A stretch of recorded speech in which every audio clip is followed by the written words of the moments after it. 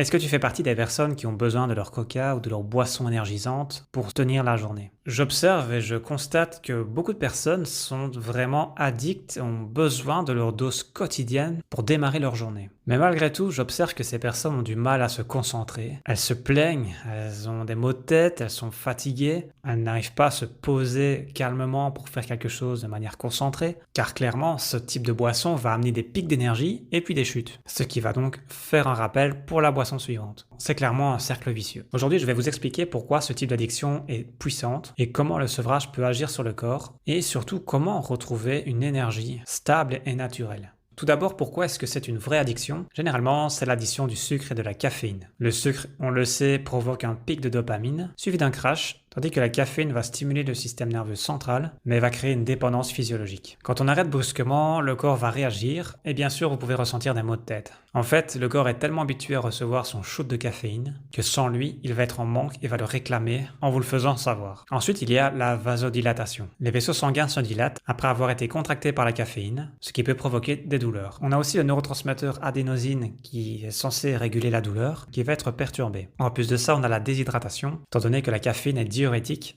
donc on va perdre de l'eau et des minéraux, ce qui va accentuer le mal de tête. Il faut aussi se méfier des boissons énergétiques qui contiennent beaucoup de taurine, de guarana ou des doses massives de caféine. La clé, c'est de réduire progressivement, ne surtout pas vouloir arrêter du jour au lendemain. Buvez plus d'eau, dormez mieux et soutenez votre corps avec des compléments si besoin. Magnésium, vitamine B oméga 3 sont des exemples de base qui généralement sont nécessaires à la plupart des personnes. Personnellement, de mon côté, ça fait plus de 10 ans que je refuse de boire ce type de boisson. Je refuse de boire des sodas de type Coca et je n'ai jamais bu un seul café concret de ma vie. Maintenant, il m'arrive depuis cette année de boire de temps en temps une boisson de type Buddy, si vous connaissez, une boisson énergétique bio avec des éléments naturels et qui contient un petit peu de caféine. Alors, j'ai testé pour voir si j'avais vraiment un impact et comme je ne bois eh bien oui, ça me donnait un petit coup de boost avant ma séance de sport. C'est parfois bien sympa quand je suis un peu mou après une journée de sédentarité. Mais voilà, je ne veux pas en faire une habitude. Je veux être capable de m'écouter, de faire ce qu'il faut pour avoir de l'énergie naturellement et de pouvoir faire ma séance de sport sans dépendre de ce type de boisson. Il m'arrive d'en boire de temps en temps et c'est sympa, mais ça reste une béquille, ça reste un dépannage ponctuel.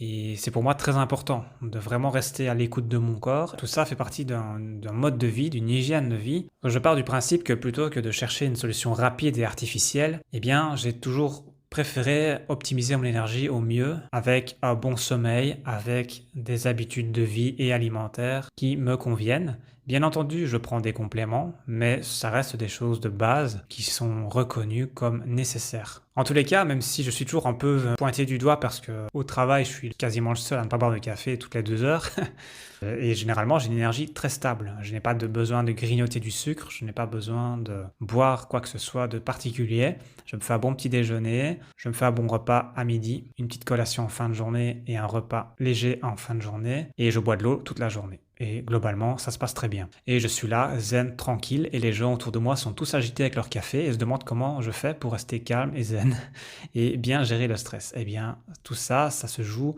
du matin au soir, tout simplement avec des bons aliments, des bons compléments, on pensera au magnésium notamment, et surtout une qualité de sommeil importante et suffisante. Et donc voilà, si vous vous reconnaissez dans ce type d'addiction, il est possible d'en sortir, il faut juste le faire bien, progressivement. Et une fois que vous en êtes sorti, mais quelle fierté, franchement. Vous savez que ce type de boisson vous fait du tort, c'est bourré de sucre et d'additifs inutiles. Et je comprends mieux pourquoi certaines personnes réagissent ou se comportent d'une certaine manière quand je vois ce qu'elles consomment en fait. Tout simplement. Les personnes qui font attention à ce qu'elles mangent, qui pratiquent du sport, qui se cultivent, qui ont un bon mindset, qui s'intéressent automatiquement, généralement, au développement personnel et compagnie, en général se comportent assez bien et sont assez stables et assez fréquentables. Et à côté de ça, on a les personnes qui mangent n'importe quoi, qui boivent n'importe quoi, qui sont complètement déréglés avec leur sommeil. C'est compliqué pour eux, c'est compliqué de stabiliser tout ça en fait. Et donc, leur humeur vont être impactées, leur